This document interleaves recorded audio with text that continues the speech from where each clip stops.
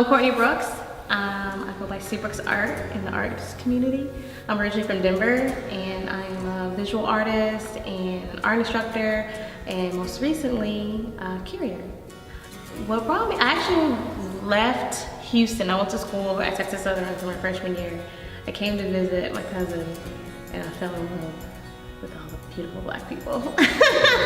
I fell in love with the culture. I went to a few different creative scenes, and I told myself when I turned 21 I was moving to Atlanta, and I did just that.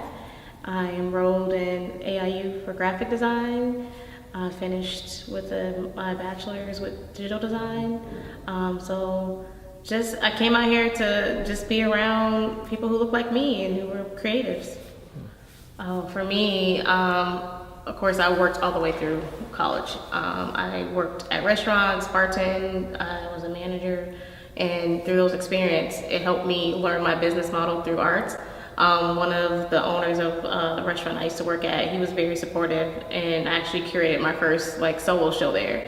And so from that point on, just showing my work there, creating design, t-shirts, flyers for different, companies, or just freelance work. It helped me just kind of come up with different ways of income, different sources of income to establish this art life. So me working with him, he kind of he kind of persuaded me to say, hey, are you gonna continue to follow my dream, or are you gonna do your dream? And so with that push and that support, I took the leap of faith, and I started teaching art classes and creating my own events, throwing my own events with teaching art classes. And then with that, still working on my own pieces and submitting to local shows. And then I had the opportunity to curate my first group exhibit. And from that, it just kind of grew from there. So just having my hands in different pots of the art and just trying to create income through that. Well, I feel like you have to create that pathway for yourself, right? So there's been times that I was denied in submissions for art shows. So I said, hey, let me throw my own art show. And once I learned to do that for myself, I had to share that with my peers in my creative community. So yeah, I think about, maybe should I go back to school to get my master's so I can be in finer institutions, or maybe curate at a museum. But how can if I do that, what would be my plan to get the people around me that help me get to where I'm at, to put them in those places and not just focus on already professional or well-known artists. So I feel like you have to do your own research, and you can be a scholar within your own community.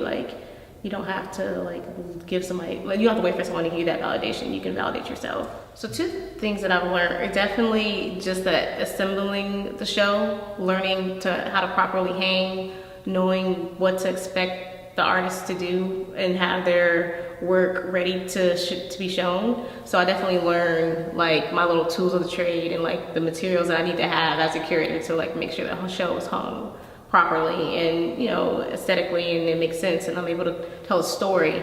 I think because I'm an artist first, I understand the struggles of an artist. So when it's, if you have to meet deadlines, or if you need to know, if you need a good critique about your work, I'm here to help as a curator to help you share your story. So I think the biggest thing for me is learning again, just putting on a great show and how it looks and feels. I'm an emotional curator, so I feel like I definitely have to connect with the work, because if I can't connect to a work, how can I explain that to a potential buyer?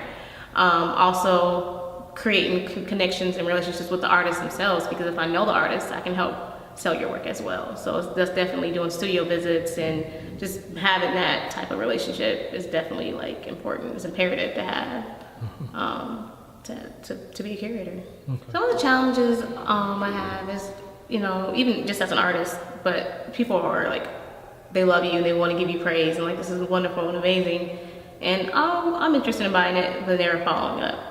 And my challenge is okay, I don't want to be annoying. How do I be more aggressive to say, hey, you said you were interested in this work, how can we get this transaction made?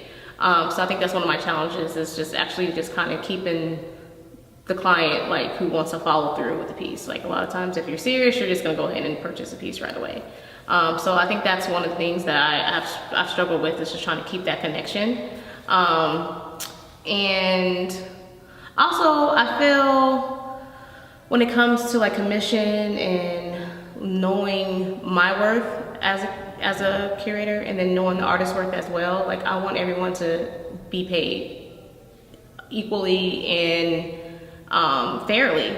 And again, like me speaking as an artist in the beginning, like I know like how much effort it is to put into the work, and I will want my curator to want to have that same amount of respect and love, to do that same amount of preparation to find collectors or hang my work to be shown through promotions, and just to be able to get the work seen. So I think it's a combination of like a real intertwined relationship that you have to trust one another.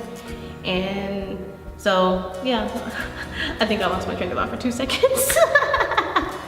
But yeah, so with like the business model of like just trying to get the work sold and having your artist trust you to sell that work, is definitely like plays a major role in the whole storyline of curating.